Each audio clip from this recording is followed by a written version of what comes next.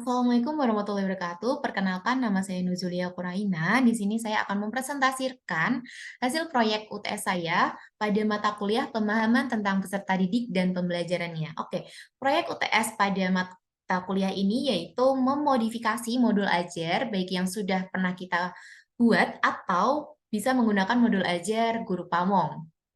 Oke, selanjutnya yang pertama, eh, modifikasi yang saya lakukan yaitu yang pastinya materi.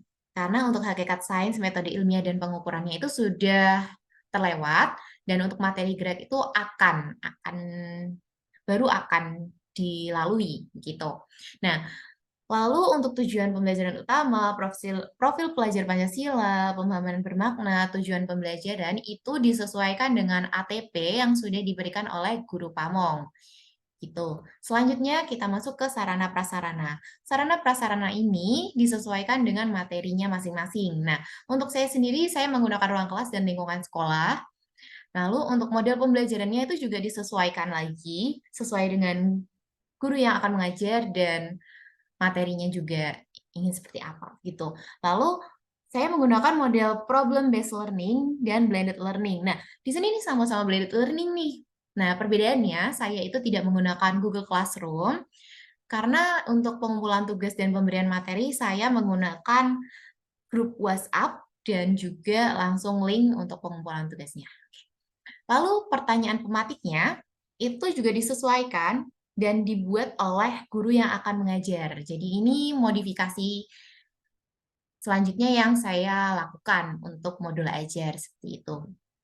Selanjutnya ada ruang kolaborasi dan refleksi terbimbing. Untuk guru Pamong itu masing-masing adalah 1 kali 40 menit. Nah, menurut saya untuk ruang kolaborasi dan refleksi terbimbing itu sudah mencakup satu kesatuan, jadi 1 kali 40 menit saja sudah cukup insya Allah menurut saya.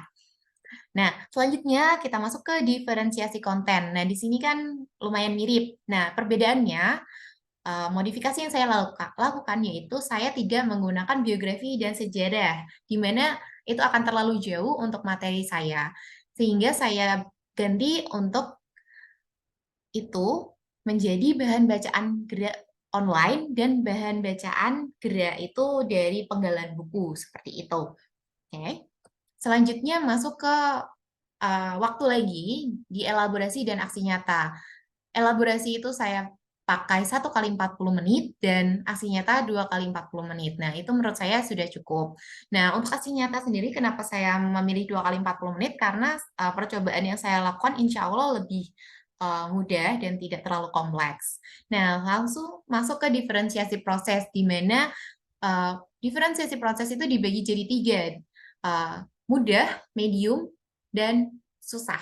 Nah, untuk guru pamong sudah disesuaikan ya. Lalu untuk saya sendiri, menurut saya pengukuran jarak dan waktu itu akan lebih mudah. Dan ini akan dilakukan oleh siswa yang menurut saya kemampuannya di bawah dari teman-temannya. Nah, untuk perhitungan kecepatan itu akan dilakukan oleh teman dan dilihat atau dipantau dan dibersamai dengan teman yang tadi mengukur jarak dan waktu.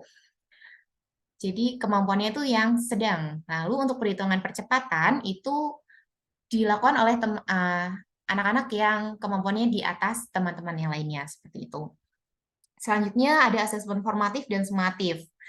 Formatifnya sudah pasti beda ya, karena materinya juga beda. Lalu untuk asesmen sumatifnya ini sama-sama tes tulis, ganda, dengan Google Form. Tapi saya juga ada plan B, di mana plan B-nya itu asinkronus ya malah.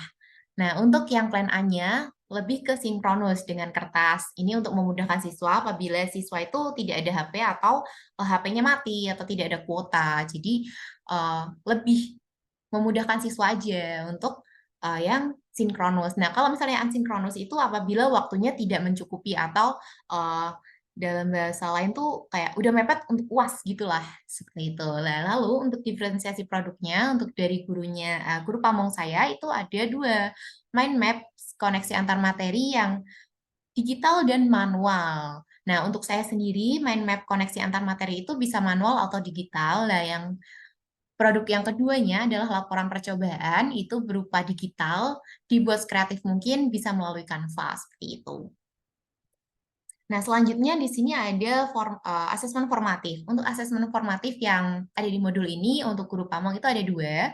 Nah, untuk saya sendiri itu ada tiga. Yang pertama itu live worksheet mengenai mencari kata dan katanya itu harus dijabarkan. Lalu yang kedua itu Kahoot, di mana itu adalah seperti game, biar siswa itu lebih semangat lagi dalam pembelajaran. Nah, asesmen formatif yang ketiga itu LKPD sebagai panduan untuk percobaan, seperti itu.